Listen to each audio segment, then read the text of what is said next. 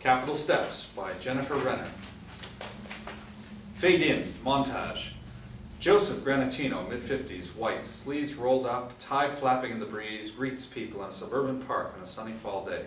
He pats a little girl on the head. Granitino stands between two burly construction workers at a site, looks at a blueprint, nods a lot. Granitino offers his arm to a tiny old woman at a quaint downtown intersection and crosses the street with her.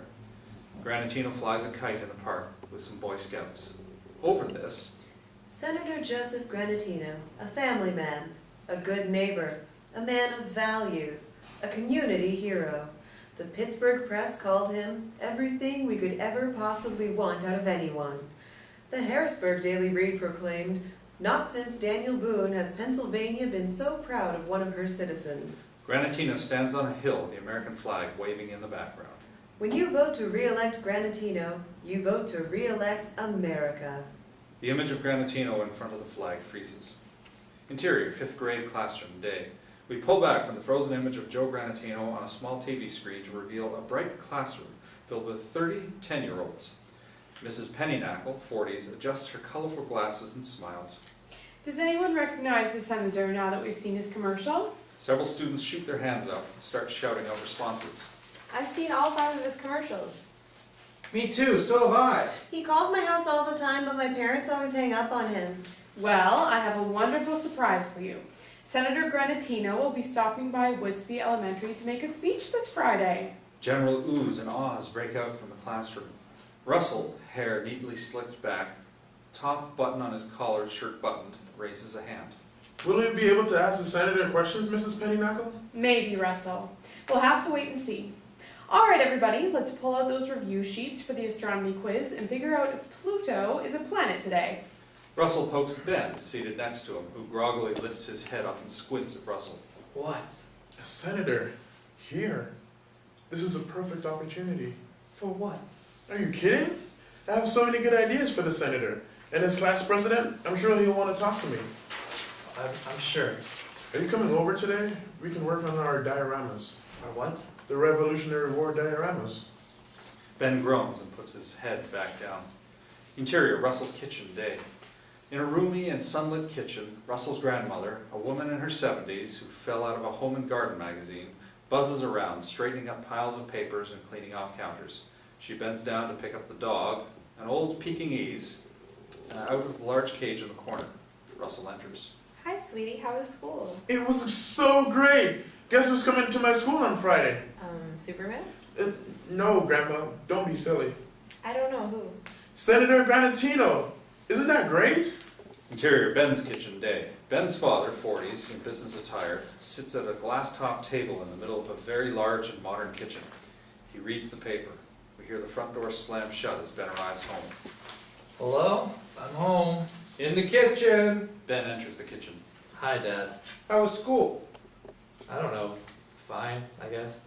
Nothing exciting's happening? No, not really. What do you mean? Says here that Senator Granitino is making a stop at your school pretty soon. Who's that? Ben's father reaches across the table and picks up a campaign flyer with a picture of Granitino holding 5 babies. This guy. Interior, Russell's kitchen, day. Russell picks up a couple of campaign flyers from a stack on the kitchen table. Why are you saving all these? Oh, I'm not. Those are just the ones that came today. Russell's grandmother takes the stack. I have some really great ideas for the senator, like new textbooks for our school. I know he'll want to hear from me. Why is that, dear? I'm class president.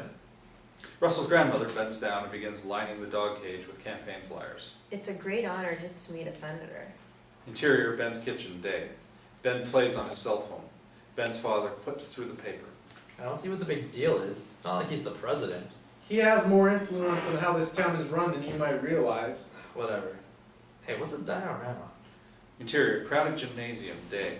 The students of Mrs. Pennynackle's class, along with several other 4th and 5th grade classes, sit on the gym floor. Granitino stands in front of the room with bodyguards on either side of him. Behind one of the guards stands Granitino's campaign manager, adjusting an obvious hairpiece, and Mrs. Granitino, smiling through lots of makeup and sporting a clean-pressed skirt suit. Several photographers are on the side of the room, and there's a TV camera set up in the back of the gymnasium. Granitino finishes reading a children's story aloud. And then Mr. Squirrel said, "Well, Mr. Bunny, I think that's the last we'll see of Mr. Hitler." And Mr. Bunny said, "And I sure have learned my lesson. I'm never skipping a vote again." The end. Everyone applauds. So kids, what questions do you have for me? Almost everyone raises their hand. Granitino points to a student. Have you ever met the president? I sure have, twice. How long have you been a senator? 11 years and counting. What's your favorite place in Pennsylvania? The campaign manager whispers something in Granitino's ear. Per advice from my counsel, I have no comment to your question. Granitino calls on Russell, who wears a bright red sweater vest. Senator, did you know it would only take a few $1,000s to replace the old textbooks at the school? Uh-oh, I see a future politician here. That's not much money if you think about it. Well, you kids have been great. And remember, vote America. Granitino poses as camera to flash. Russell remains standing, stunned. Interior, Woodsby Elementary hallway, same. Kids shuffle out of the auditorium and fill the halls. Russell and Ben head to their lockers. And then this huge guy comes from like out of nowhere and bam! Hits him right in the gut. It was awesome. Sure. What's your problem? I really thought he would listen to me. I thought I could make a difference. Who? The senator! He didn't even care. It's not the end of the world. But when am I going to get a chance to talk to a senator again? This doesn't happen all the time, you know. The hall begins to clear. Granitino, his campaign manager, and his two guards come out in the hall. Ben takes notice and perks up. You just don't know how to get what you want. Haven't you ever tricked your grandparents into getting you stuff? No, not really. My grandmother says the most important thing for a boy is to have an honest relationship with his grandmother. Gross. Granitino and company slowly walk down the hall towards the boys. Are you kidding? That's the #1 issue for my parents. Yep, that ballpark's gotta be fixed or my parents aren't voting. What? That's all they talk about. The ballpark and how much money people waste for election commercials and flyers. Russell looks over and sees Granitino, catches on. I know. My grandpa was always talking about how whoever fixed the ballpark would be a hero. I think my whole family would vote for someone who fixed the ballpark. And brought back the 50-cent hot dog. Russell kicks Ben's foot. Granitino and his manager walk away. Do you think it worked? Ben shrugs. Interior, limo, day. Granitino and his campaign manager slide into the back of the limo. The door is shut, the car moves. Ugh, kids. I feel like I have to go boil myself. Agreed. Very sticky. The ones in the hallway there were talking about the ballpark. That's a PR move we've talked about before. Nah, I'm doing fine. I think I've shaken enough hands and smiled for enough pictures for now. Who cares about a crappy old baseball park? You're down in the polls from last week. I'll bounce back. You missed 2 radio interviews. Radio is dead. You've lost 3% of your Twitter followers. We must make the baseball park a priority. A bat in every garage, a mitt under every pillow. Baseball is our national pastime, and without it, how will our children pass the time? I'll call a press conference. Interior, Russell's living room, day. Russell and Ben sit on the carpeted floor in Russell's family room, eat snacks, and watch cartoons. Their book bags are tossed to one side, and Russell's dog sits on the couch chewing on a textbook. I think the British fired the first shot. I think that was like 1 billion years ago, and who cares? It tells us who started the battle and then the whole war. They would have fought no matter what. Russell picks up the remote and flicks through the channels. We have to pick a side for the project. It's easier. Russell stops on a news broadcast displaying a picture of the town's ballpark. Look! A news anchor, 50s, with severe eyebrows, talks while a picture of Senator Granitino floats beside him. Ballpark has been in disrepair for over a decade. Not only has Senator Granitino pledged to rebuild the ballpark, but he has plans to do so using the money he raised at last Tuesday's campaign rally. In a statement to the press, the senator said that, although small, the town of Waxenberg has always been close to his heart. Russell jumps up in excitement. Can you believe this? We did that! This is amazing! Maybe. Or maybe he was going to do that anyway. The senator is also in serious talks with local vendors to bring back the 50-cent dog night. Follow this story on Twitter using the hashtag Granitino Saves Baseball. Okay, maybe we had something to do with this. This is great! It really worked! What are we gonna do next? Huh? Next! What are we gonna do next? We have to do the same thing over again. I have more ideas. How do we find out where the senator will be? Calm down. Just because it worked once doesn't mean it's going to work again. But we have to try, right? Please? No, that sounds like a lot of work, and I already have work to do, like math homework. I'll do it. And chores. I'll do those too. You're such a nerd. So you'll help me. Russell pleads. Ben gives in. Fine. We can ask Nick. I bet he knows. I don't see how your brother could help. I don't like talking to him anyway. He's always smiles funny. Come on. The boys race out of the room. Interior, Nick's bedroom day. Nick, a skinny 17-year-old, sits at his desk, messing around on his computer. Piles of clothes, comic books, and papers litter his room. We hear a knock on his door. Yeah, Ben and Russell enter. What are you doing? none of your business, geek. Ben and Russell move in closer. We need to find out where Senator Granitino will be, but we don't know how. Who cares about that loser? That Mike, whoever is so far ahead of Granitino in the polls, they should just call it now. Can you do it or not? Easy. I can get into his whole campaign schedule. I can find out where his whole group will be too. You know, advisors and stuff. Really? If I can access the vice president's dating profile, this should be cake. Great, let's do it. Not too fast. I don't do this stuff for free. Last time I did this for a guy, it cost him $300. Nick, I don't have $300. You know that. Stop being such a jerk. Oh, I'm a jerk. Well, never mind then. No, wait. What do you want? You have to do my chores for 2 months. Fine. And Russell has to call the lunch lady and profess his undying love for her. Fine. What? Then just give me a second. Nick types furiously. Russell reaches over and picks up an action figure attached to the shelf by a stringy mess of gum. Russell wrinkles his face and puts the action figure down. I got it. See, no problem. Let me see. Community Center, the Elks Club, Rashman's School of Modern Dance. This is perfect. What's Misty's? Bar downtown. One of those fancy places with valet parking and stuff. Now what? We can't go into a bar. But the campaign manager is going to be there too. It's perfect. For another month of chores, I can get you a fake ID. That's okay. This is good enough. Thanks, Nick. Thanks, Nick. Russell pats Nick on the shoulder and looks at his hand in disgust. Interior, Russell's kitchen, afternoon. Ben and Russell stand in the kitchen in front of Russell's grandfather, a portly, bald man in his 70s. He fiddles with a fishing lure as he talks to the boys.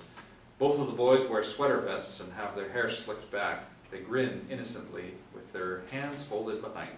So, you see, grandfather, this is a way for us to learn about the election process. We just want to help the community. All you have to do is have a conversation with Tribolini listening. We just want to help the community. We would do this ourselves. But I don't have the money for fake ID. Russell elbows Ben. Russell's grandfather looks at the boys and smiles. Usually I wouldn't volunteer to get within 100 yards of a politician, but things are so bungled these days that I'd like to see if a cockamamie scheme like this will work. I'll take you downtown. Thanks, Grandpa. Russell hugs his grandfather. Ben joins in reluctantly. Coffee maybe? Interior, Mitzi's top hat, night.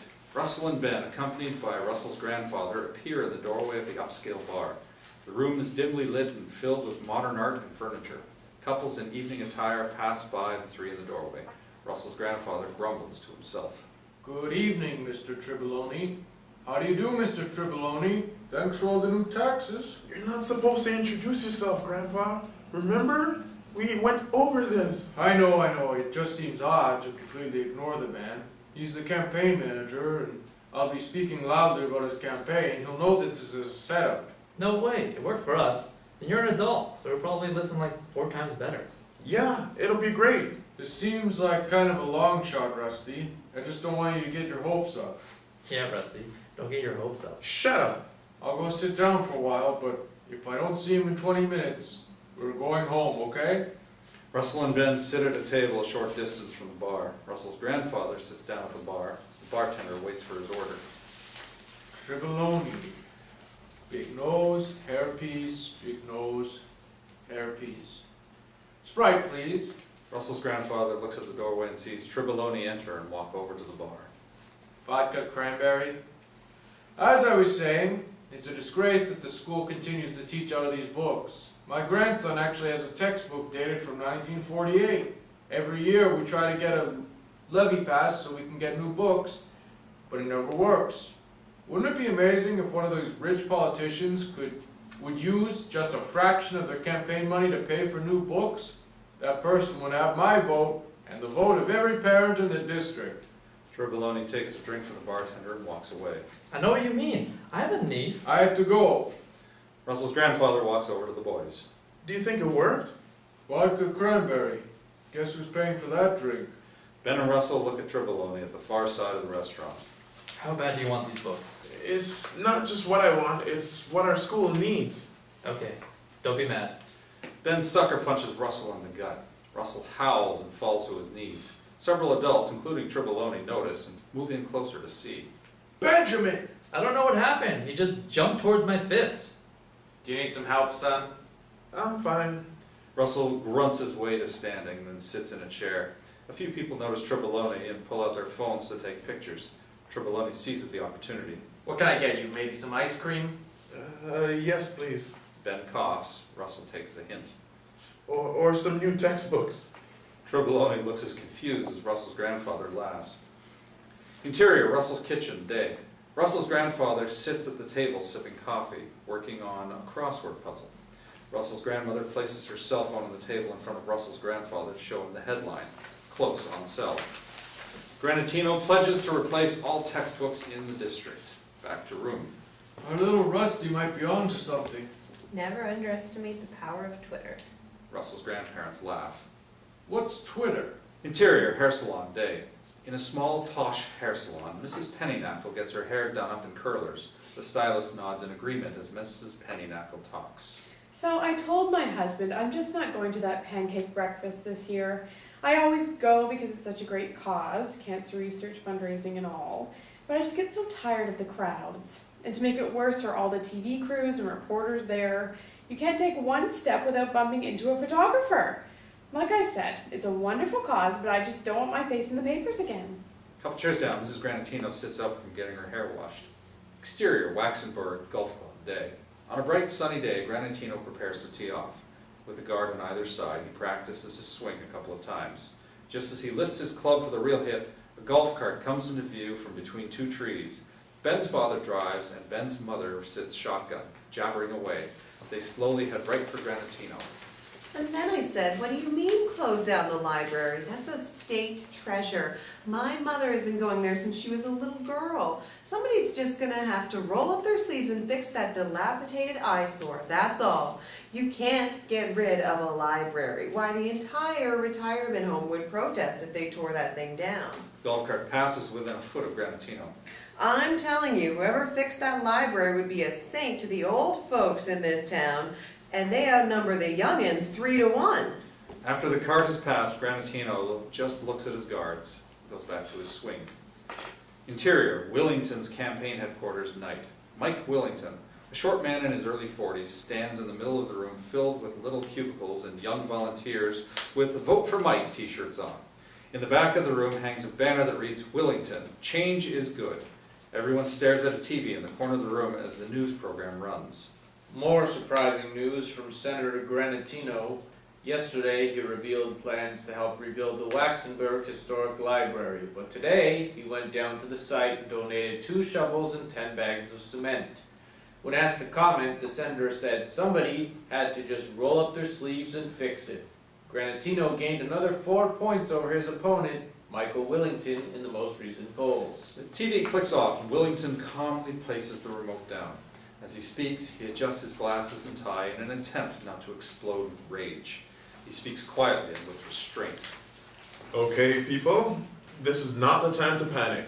We will simply keep doing what we're doing. What do we have next on the agenda?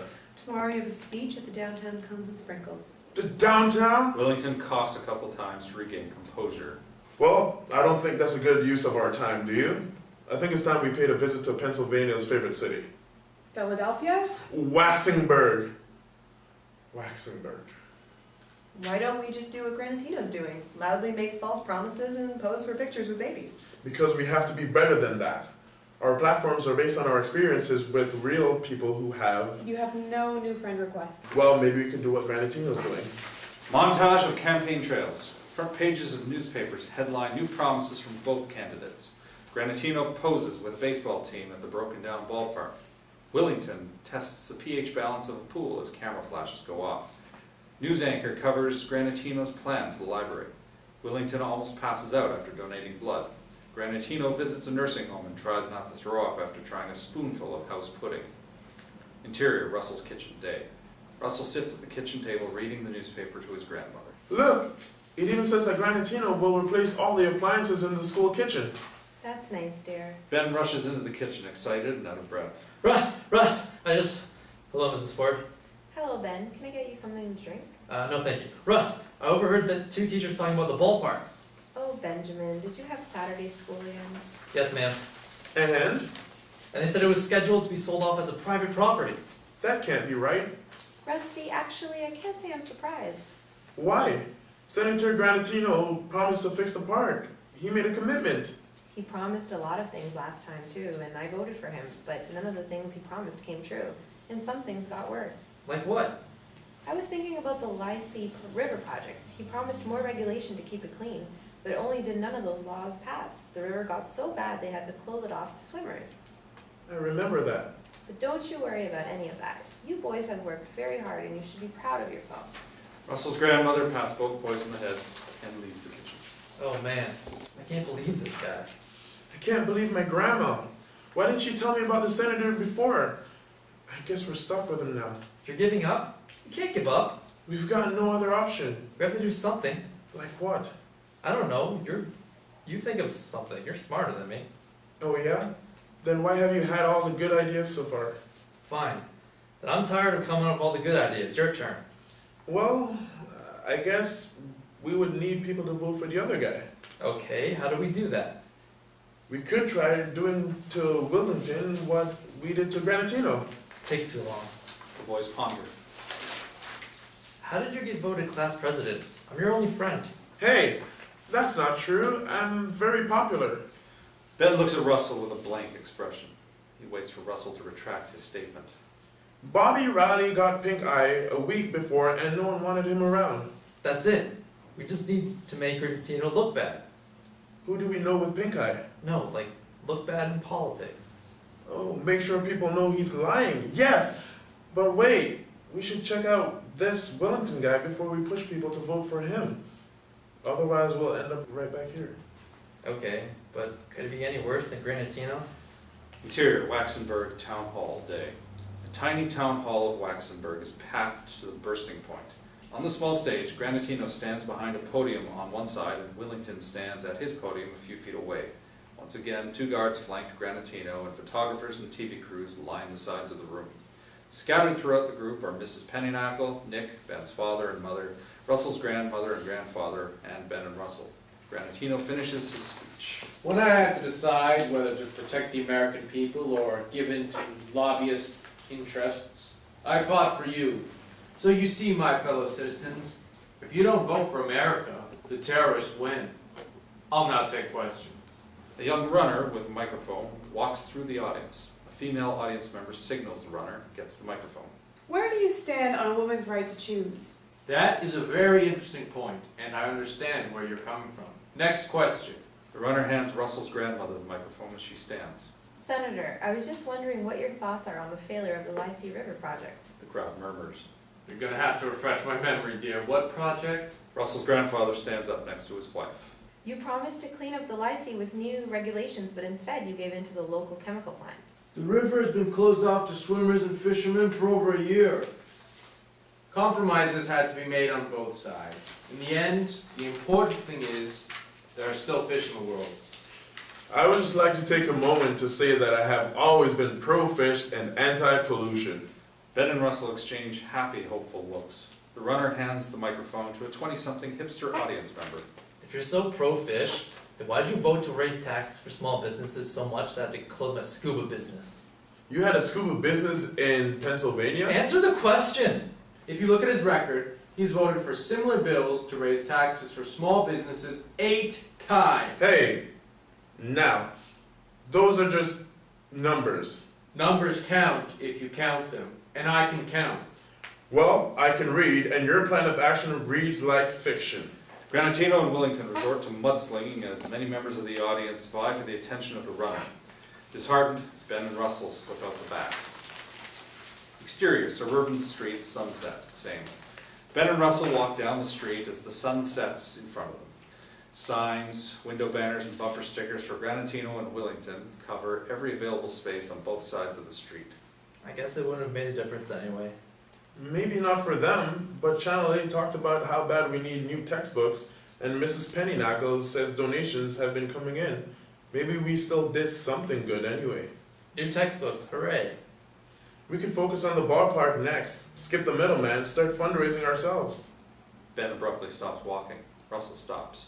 Oh man, no, I can't believe I forgot. What? About the ballpark? No, the diorama, I haven't started. Russell faces Ben. You can have one of mine. I couldn't pick a side, so I made two. The boys walk on. Nerd. Yep. Fade out.